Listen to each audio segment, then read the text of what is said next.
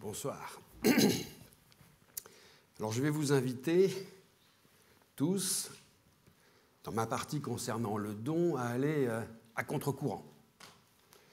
Comme il paraît que c'est une vertu des marins et semble-t-il des écrivains, cela me convient très bien et vous me le pardonnerez. Donc je vais aller non seulement à contre-courant, mais en plus, me semble-t-il, contre vents et marées pour défendre une thèse très simple que je vais vous expliquer, qui n'est pas très favorable au don. En fait, je vais vous inviter à une déconstruction du don. Je ne vais pas vous parler de ses aspects positifs. Vous les avez entendus, vous allez encore les entendre. Je vais vous parler uniquement de ses aspects négatifs, mais je terminerai, après ce panorama très corrosif, un peu sombre et pessimiste, néanmoins par une vision très optimiste de la suite.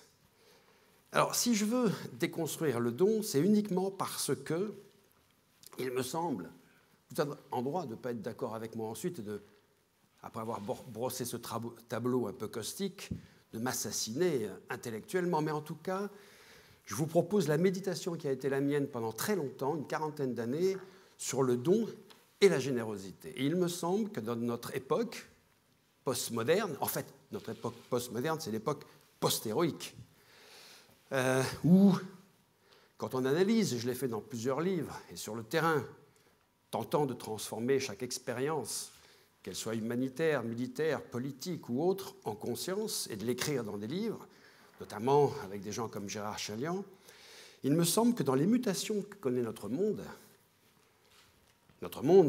nous habitons la part protégée du monde. Il y a des changements profonds correspondant à cette époque post-héroïque qui expliquent cette confusion entre don et générosité, entre l'outil et la valeur. Il semble que dans ces mutations, nous sommes passés de la sensibilité occidentale à de la sensiblerie, que les sentiments se soient transformés en bons sentiments et que tout cela explique les confusions d'aujourd'hui. Si les mots veulent encore dire quelque chose, le don n'est chargé d'aucune valeur. Et la générosité est la valeur. Donc si on parle de générosité, ça ne sera pas le cas maintenant. On peut dire des choses extraordinaires, magnifiques. Le don n'est que l'outil de la générosité. Si je peux me permettre une petite métaphore, je dirais que si je veux construire une maison, une belle maison pour mes amis, ce sera la générosité, l'intention. Il me faut des outils, ça va être, métaphore un peu stupide, mais très claire, ça va être le marteau. Mais il est évident que pour construire cette maison, ce marteau dénué de toute valeur, c'est un simple outil, c'est le don. Il faudrait que je tape sur le clou, au bon endroit. Mais je peux aussi me taper sur les doigts. Et de surcroît, mon marteau peut devenir un outil meurtrier. Voilà, cette confusion, à mes yeux, entre le don et la générosité est une caractéristique de notre monde. Et je vais donc vous parler, par expérience, transformée en méditation, dans beaucoup de livres, sur les aspects négatifs du don. Alors en venant, je me suis dit, bon, ça va être dur, c'est pas très agréable. Je vais quand même les lister pour essayer de ne rien oublier. Donc je vais vous présenter le don tel qu'il est, outil dénué de toute valeur, du plus petit vers le plus haut. Le don, c'est un peu stimulant quand même. Le don, à mes yeux intellectuellement, le don, ça peut être aussi de l'humiliation. Qui n'a pas vécu, par exemple, le cadeau d'anniversaire extraordinaire dont on se demande comment on fera plus tard pour le rendre à l'équivalence, on va se ruiner. Tout à l'heure, quelqu'un parlait de ce qu'était le potlatch, analysé par Marcel Mauss, du don, du contre-don, qui étaient des rapports de force et de pouvoir permanents jusqu'à la ruine de celui qui, à la fin, le contre-don, il ne pouvait plus sans se ruiner, sauver son honneur. Le don, c'est l'humiliation. On l'apprend dans l'humanitaire, par exemple, quand j'étais très jeune, en Afghanistan, je parle de la guerre d'avant, celle contre les soviétiques, où on s'apercevait qu'en donnant à un peuple aussi fier, les Afghans, il se passait en eux quelque chose. L'obligation d'accepter le don, ça pouvait être des vêtements, des médicaments, je ne parle même pas d'autre chose, et obligés de l'accepter, ils se sentaient profondément humiliés. On avait mis en place des méthodes de don qui montraient que la générosité était derrière ce don. Par exemple, ce qui était transporté était mis dans des dépôts, puis nous partions, ils venaient à ce moment-là quérir dans ces dépôts, ce qui leur a été donné sans contact humain et en évitant cette humiliation. Cette humiliation, nous la connaissons tous quand je donne quelques euros à un mendiant dans la rue en France. Qu'est-ce que je dois faire pour qu'il ne va pas le refuser? Même il le demande, il en a besoin. Mais comment éviter que son ego, sa personnalité, ne soit pas humilié quand je donne? Ça, c'est pas très grave, le don comme humiliation. Mais mettez-le au niveau, par exemple, des États. Certains États ont eu leur dette annulée il n'y a pas longtemps. On se demande comment celui, évidemment, il est soulagé qu'un autre État plus puissant annule sa dette.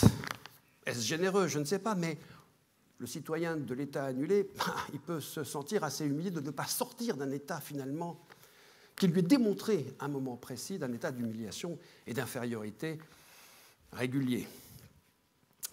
Le don peut être très destructeur. J'ai connu, par exemple, ayant passé une autre partie de ma vie, l'essentiel d'ailleurs dans des sociétés autres que la mienne, par exemple, j'ai été frappé il y a longtemps dans des explorations en Nouvelle-Guinée chez les Papous, les toutes dernières tribus vraiment sorties du néolithique. À un moment donné, ils nous voyaient allumer nos pauvres petites cigarettes avec des briquets. Ah, fantastique. Eux, il leur faut une demi-heure pour faire du feu avec des lianes et tout ça, et le briquet était là. Par générosité, vous vous dites, il demande, je donne. Dans l'instant, tout est détruit. Dans l'instant, va être abandonné, parce qu'ils ne comprennent pas que le briquet, un jour, il n'y aurait plus de gaz, c'est terminé. Donc, la tradition va être abandonnée immédiatement, dans une soumission à une modernité absolument fascinante, mais pire que cela. Celui qui n'a pas eu ce briquet vient immédiatement et se dit « Qu'est-ce que je peux, dans le don, le contre-don, donner pour moi aussi avoir ce feu magique ?» Et il va vous donner tous ces arcs, ces flèches, j'en ai plein partout. Et d'un seul coup, la société peut être détruite. Et à ce moment-là, on se dit « Oh là, donner n'est pas simple. Donner, c'est très compliqué. Il faut faire très attention quand on donne. Et si ce don est réellement l'outil d'une générosité, il faut bien le pratiquer. » D'autres exemples. Je me souviens en Roumanie, pendant la Révolution roumaine, 89-90, on découvre un pays en noir et blanc, épouvantablement pauvre, misérable, où les gens vraiment commençaient, voulaient sortir d'une servitude absolue et où la famine était réellement très importante. Alors, on connaissait bien des gens qui n'avaient pas l'expérience du don, arrivaient de toute la France, avec des camions chargés de vivres, ils arrivaient dans un village, ils ouvraient le camion, tenez, venez manger. Et il y avait des émeutes, des disputes, des meurtres incroyables, car évidemment, le don libéré comme ça, n'importe comment, provoquait une dispute autour du don qui détruisait le village, la société dans laquelle ce don était donné. Et il a fallu expliquer à ces gens-là, ce n'était pas comme ça qu'on procédait. Que l'outil du don, de la générosité, quand il est mal pratiqué, il dévoie l'idée même de générosité et il est contre-productif et il obtient exactement l'inverse. Ce n'est pas encore trop grave. Le don peut être aussi facteur d'immobilisme absolu dans des sociétés traditionnelles. J'étais très frappé en Afghanistan, toujours à cette époque-là, dans les grands khans des tribus pashtunes, je parle du début des années 80, de voir ces khans qui étaient à notre échelle de valeur pas riches, mais qui là-bas étaient richissimes, redistribuer sans cesse leurs richesses à leur population, des grandes fêtes, des grands dîners, etc. Et on se disait, ah, c'est merveilleux. Ils ne sont pas riches comme chez nous, c'est sans arrêt, je prends, je donne, je récupère, je donne, etc. Et après, on découvre, au bout de quelques années, quand même passé 12 ans là-bas, que, comme dans le potlatch amérindien, analysé par Marcel Moss, le don et le contre-don, tout cela est fait en fait pour absolument statifier la société, empêcher, par cette stabilité absolue, finalement qu'elle ne bouge, qu'elle évolue, qu'elle progresse.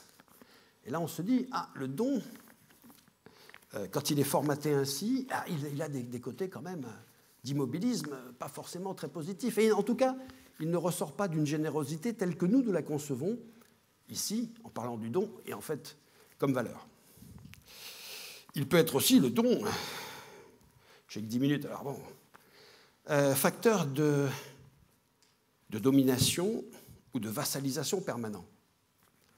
Vous savez, vous avez des pays, dans les pays pauvres, où des gens riches agissent pour faire en sorte que la pauvreté cesse et les décennies passent. Il y a une manière de faire en sorte que les choses changent vraiment, puis une autre, pas forcément. Quelqu'un disait, je vous laisse vous rappeler de qui c'était, Si vous donnez du poisson en permanence à la personne, bon, ça va durer très longtemps. Votre propre système de don, il va vassaliser l'autre parce que vous ne lui avez pas appris à pêcher, à se débrouiller par lui-même. Et ça, si vous regardez bien, vous pouvez le voir, notamment dans le domaine de l'action humanitaire, de manière extrêmement fréquente. Une vassalisation par le don, ça existe. C'est très fréquent. Quant à la domination par le don, souvent d'État à État, depuis, on a inventé un truc qui s'appelait transfert de technologie pour faire en sorte que je n'ai pas assez le temps, mais méditer sur l'ensemble des caractères négatifs que peut avoir le don. Mais il y a pire encore. Surtout, encore une fois, quand le don n'est pas l'outil de la générosité. Il y a le don qui est vol, pur vol. Alors, ça existe moins aujourd'hui, mais encore qu'il fut un temps, souvenez-vous, dans les conquêtes, notamment en Amérique du Sud, mais c'était un peu partout, où le conquérant, arrivant, surtout au XIXe siècle, arrivant, il y a de l'or, c'est formidable, j'ai de la verroterie, et arriver à faire des systèmes de dons, je te donne ma verroterie, tu dois me donner quelque chose, tu me donnes de l'or, toi tu ne sais pas ce que ça vaut, et ces vols de différence de dons étaient, quand on analyse, quand on fait les ethnologues, extraordinaires à analyser, c'était fantastique. Il y a pire encore au-dessus, c'est le don comme meurtre.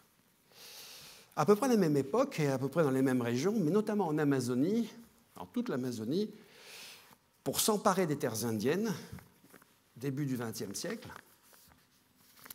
Très bon livre de Lucien Baudard, Le massacre des Indiens d'ailleurs, entre parenthèses, chez Gallimard. Pour s'emparer des terres indiennes, on utilisait le don de vêtements pour anéantir les populations. De quelle manière? D'abord, on arrivait, on faisait découvrir aux Indiens le vêtement, un progrès, ça a plein d'avantages. Et puis après, on lui donnait des vêtements qui contenaient évidemment la vérole ou d'autres maladies. La variole surtout, pardon. Et on exterminait des populations tout entières de cette manière-là. Oui, le don, ça sert aussi à ça. Bon, c'est un peu noir et tout ça, je reviendrai après sur quelques aspects positifs, mais le don peut être aussi une dépréciation de ce qui est donné.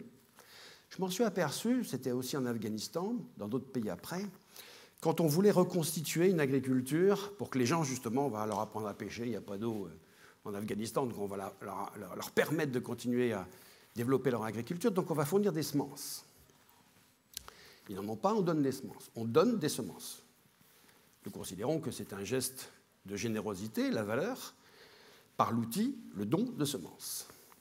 Ça marche un peu, et puis après, on s'aperçoit assez vite, au bout de 2-3 ans, que ce que nous donnons est déprécié. La semence ne vaut rien, en fait, puisqu'on nous la donne.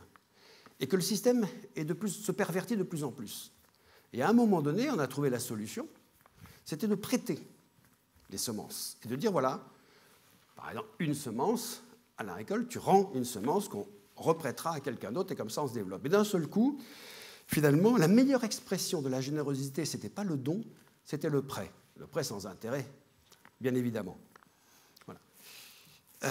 Tout cela, avec les jeux de pouvoir qui sont tout autour, me paraissait intéressant à développer devant vous pour en fait revaloriser la notion de générosité. Tout simplement parce que, et je veux finir avec ça, parce que c'est, il y a après un hommage, simplement parce qu'il me semble que ce monde est brutal et cruel tout autour de nous. Et il le restera pour longtemps, et il se dégradera bientôt. Et que dans cette vision assez noire des choses, je pense que la générosité a franchement quelque chose à dire. Donc la valeur qui utilise le don.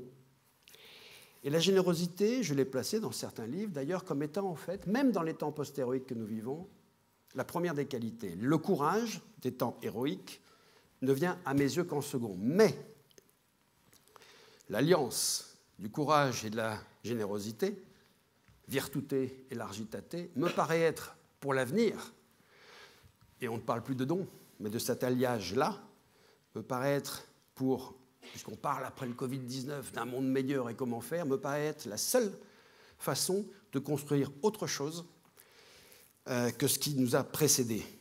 Et l'alliance du courage et de la générosité ne passe pas forcément par le don. En tout cas, elle passe par la méfiance de tous les outils de ce concept de virtute largitate, le don comme beaucoup d'autres choses. franchement, ce que j'ai voulu développer là, c'est de sortir des confusions du monde d'aujourd'hui, les mots ayant un sens précis. Ce ne sont pas des synonymes, don et générosité. C'était la thèse que je voulais défendre. Le don reste un outil et qui peut être très mal utilisé. J'essaie de le démontrer, je n'ai que 10 minutes, rapidement. Reste un don, et comme je m'adresse à des soldats, celui-là va être parfaitement compris, reste un don essentiel, magnifique, peut-être le seul à mes yeux, qui est le don de soi. C'est-à-dire celui du soldat à la guerre et qui me permet, ceux qui me connaissent, allez bien imaginer, j'allais terminer par là, de rendre un hommage à mes camarades kurdes, combattants et combattantes, qui pendant 7 ans ont été, dans la question du don de soi, pour moi des exemples extraordinaires. Du début d'avant-guerre, de 2012 à 2000 aujourd'hui, dans toutes ces grandes batailles. Et ces gens-là ont théorisé le don de soi, pour ceux qui veulent bien analyser les sociétés au-delà de leurs soldats, l'ont théorisé de manière extraordinaire, comme nous avions su d'ailleurs le théoriser autrefois à l'époque des moines soldats. Les cadres, les unités d'élite de nos camarades kurdes, qui ont combattu avec nous pendant des années et ont vaincu Daesh auprès de 36 000 tués et blessés, ont théorisé ce don de soi chez les cadres, c'est-à-dire que les cadres, leurs unités d'élite, sont ceux qui font don d'eux-mêmes à la cause qu'ils défendent. Et ce don oblige au vœu de pauvreté, au vœu de chasteté, on ne se marie pas, et à s'oublier totalement soi-même avec cette idée de l'abnégation et du sacrifice à chaque instant. Et si les Kurdes ont gagné, au final, c'est parce qu'il y avait ces cadres et il y avait le don de soi du combattant. Pour ceux qui ont, parmi vous, peut-être eu l'expérience de vivre vraiment au front avec des combattants kurdes et surtout des combattantes, à qui je veux vraiment rendre hommage ici, s'ils ont été, non pas chez des haremi, les soldats normaux, mais chez des cadres, ils ont pu voir qu'on est dans un autre monde, un peu comme des sociétés secrètes, parce que pour pénétrer là-dedans, il faut quasiment avoir soi-même une idée de ce que peut être le don de soi dans la guerre, et que, à partir de là, dans cet autre monde, dans cette sorte de société secrète que peuvent être les cadres, les voir en action, on comprend ce que peut être le don de soi, qu'à l'époque de la Furia Française, et vous savez, il y a quelque temps, quand nous faisions peur au monde entier, on est loin, était vraiment au cœur même de ce qu'étaient nos soldats. Donc, je veux terminer par cet hommage sur un don, le don de soi, chez les combattants kurdes, puisque nous les avons quand même quelque peu, je crois, abandonnés, une fois qu'on n'en a plus eu besoin, ce n'est pas terminé. Mais voilà, petit hommage du don de soi chez nos camarades combattants.